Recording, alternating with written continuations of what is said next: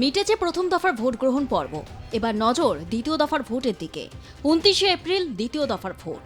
এই পর্বে একাধিক গুরুত্বপূর্ণ কেন্দ্রের সঙ্গে নজরে হুগলি শ্রীরামপুর বিধানসভা কেন্দ্র। তাই দ্বিতীয় দফার ভোটকে সামনে রেখে শ্রীরামপুরে এখন জোর কদমে প্রচার ও জনসংযোগ চলছে। এই আবহে সবচেয়ে বেশি আলোচনায় রয়েছেন প্রদেশ কংগ্রেস সভাপতি শুভঙ্কর সরকার। দীর্ঘ রাজনৈতিক অভিজ্ঞতা রয়েছে তার। তৃণমূল বিজেপি বিরোধী অবস্থানকে সামনে রেখে তিনি এবারের ভোটে শ্রীরামপুরে অন্যতম গুরুত্বপূর্ণ মুখ হয়ে উঠেছেন। সেবার প্রায় 65,000 ভোট পেলেও জয় অধরাই ছিল তার। তবে সেই পরাজয় তার রাজনৈতিক সম্পর্ক ভাঙতে পারেনি, বরং আবারও নিজের পুরনো মাটিতে ফিরে এসে শুভঙ্কর সরকার নতুন উদ্যমে লড়াই শুরু করেছেন। প্রচারের শুরু থেকে শুভঙ্কর সরকারের বার্তা স্পষ্ট ছিল। তার বার্তা, আমি আপনাদেরই লোক। শ্রীরামপুরের মানুষের সঙ্গে নিজের পুরনো সম্পর্ক, এলাকার নানা সমস্যা নিয়ে মানুষের পাশে থাকা স্মৃতি, এসবই তিনি বারবার তুলে ধরেছেন মিছিল ও সভায়। তার এই সংযোগই সবচেয়ে বড় শক্তি। শুভঙ্কর সরকারের দাবি, তৃণমূল বিজেপি এই রাজনৈতিক দর্শনের দুই রূপ। ভোটার তালিকা সংশোধন, নাম বাদ পড়া, সাধারণ মানুষের অংশগ্রহণের সুযোগ, এসব ইস্যু সামনে এনে তিনি দাবি করেছেন, গণতন্ত্রের উৎসব তখনই সফল হবে যখন প্রকৃত ভোটাররা নির্ভয়ে ভোট দিতে পারবেন। তবে শ্রীরামপুরের লড়াই মোটেও সহজ নয়।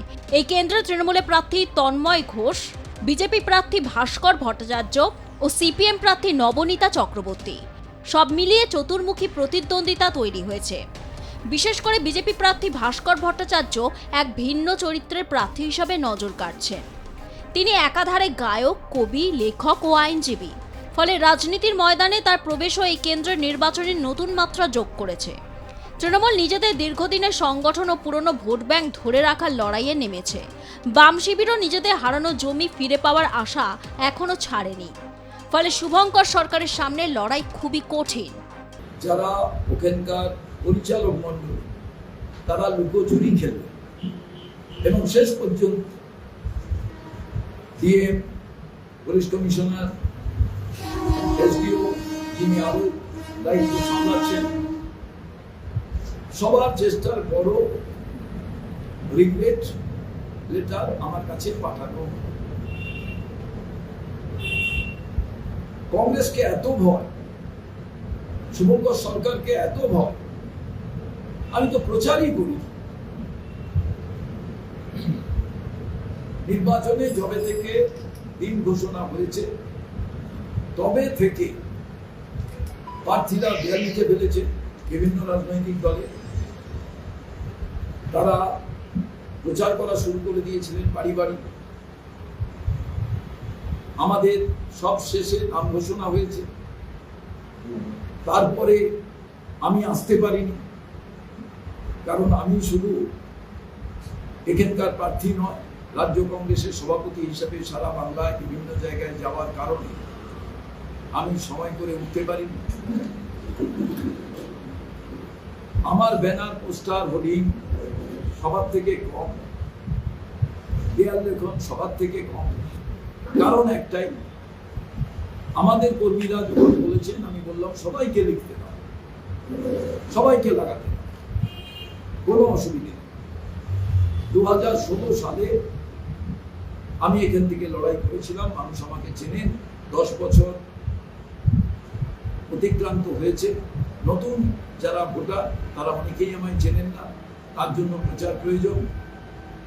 আর বিভিন্ন electronics media, printing media, social media, এদের মাধ্যম দিয়ে জাতীয় কংগ্রেসের প্রার্থীকে এটা নিশ্চিতভাবে সবাই জেনে যাবে। তো সব শেষে প্রচার শুরু করে আমাদের দলীয় কর্মীরা যতটুকু তারা নেতৃবর্গ প্রচার করতে পেরেছে,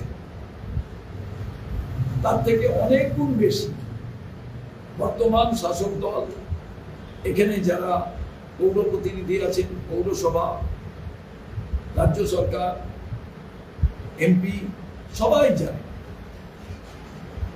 রাহুল গান্ধীর মিটিং, তার আগে আজহারউদ্দিনের মিটিং, সেখানেও পারমিশন নেই।